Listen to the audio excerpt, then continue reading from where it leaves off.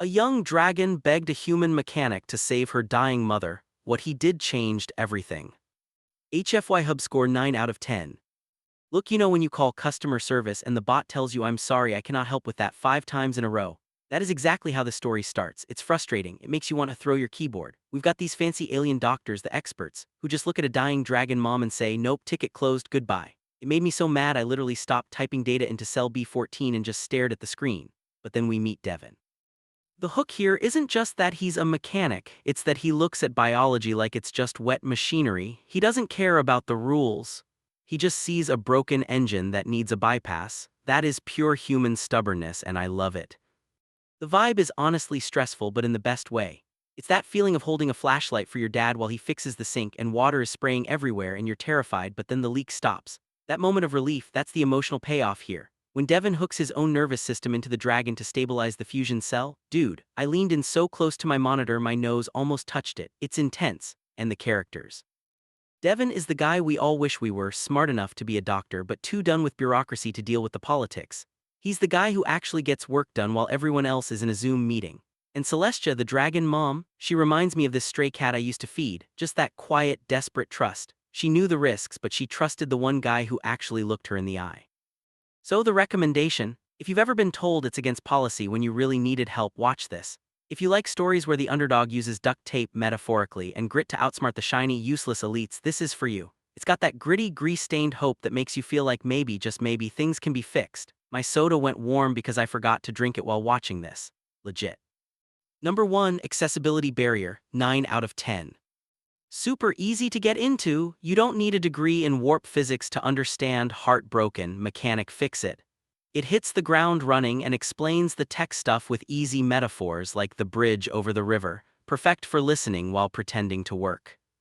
Number 2, character cred, 9 out of 10. Devin feels like a real dude you'd meet at an auto shop who surprisingly knows CPR. He's grumpy but caring, which is a top-tier combo. And the dragon daughter, Serafina, her panic felt so real, I believed every second of their stress. Number 3, closure status, 10 out of 10. We actually get to see the aftermath. It doesn't just cut to black when the surgery works. We get the recovery, the 1-year anniversary, and the experts getting told off. That scene where Celestia tells the Krill doctors to get lost, absolute gold, case closed. Number 4, dialogue drip, 8 out of 10. The banter between Devin and his AI Nova is snappy. It feels like how people actually talk to their computers when they're stressed. Plus, Devin's "I'm not asking, I'm telling" attitude during the confrontation scene was chef's kiss. Number 5, endgame payoff, 10 out of 10. The moment Celestia breathes properly again, man, I felt that in my chest. And then seeing the community rally around them at the end, it's just pure dopamine. The good guys win, the bad bureaucracy loses, 10 out of 10. Number 6, found family factor, 9 out of 10. It's not just the mechanic and the dragons, it's the whole station, the lady bringing food, the maintenance guy offering tools. It turns into this little village of people helping people and dragons. It's super cozy by the end. Number 7, HFY video length, 1530 min. It's a solid length, long enough to let the tension really build up during the surgery scene, but it doesn't drag on with boring exposition. Perfect lunch break material. Number 8, logic coagulation, 8 out of 10. The science is basically space magic mixed with car parts, but within the story, it makes total sense. Treating an organic heart like a power core is exactly the kind of crazy logic humans would come up with. Number 9, narrative gut punch, 9 out of 10. When Devin connects his own nervous system to the machine, that part got me. He was willing to fry his own brain to save a patient he just met. That is some serious hero stuff right there. Big emotional impact. Number 10, packing pulse, 9 out of 10.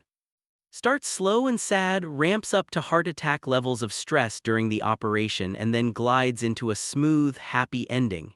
It keeps you awake, that's for sure. Number 11, possible sequel, maybe. I mean, the story is done, but I would totally watch a series about Devin Hart, galaxy mechanic out of Doctor. Just him going around fixing impossible problems, sign me up. Number 12, POV perspective, 9 out of 10.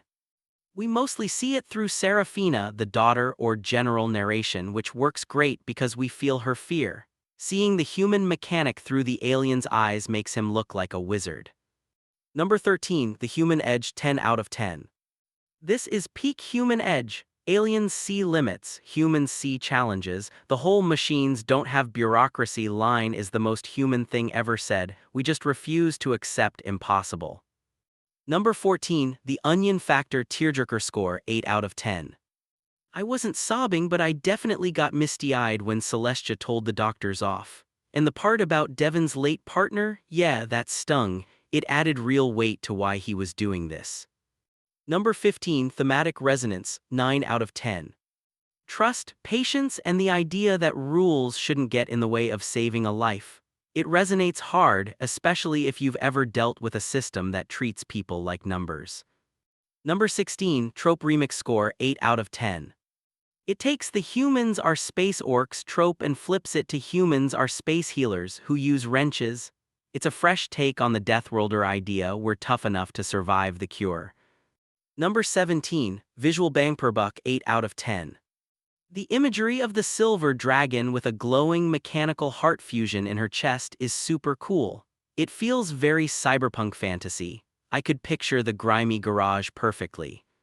Number 18, Wholesomeness out of Cozy rating, 9 out of 10. Despite the medical drama, the ending is pure fuzzies. The community barbecue at the end, the cats, dragons sleeping on the floor, super wholesome. Number 19, World Building Vibe check, 8 out of 10. Zenith Station feels lived in. Grimy corridors, different species, industrial sectors. It's not just a shiny Star Trek ship, it feels like a real place where people work. Number 20, Xenobiology integration, 9 out of 10.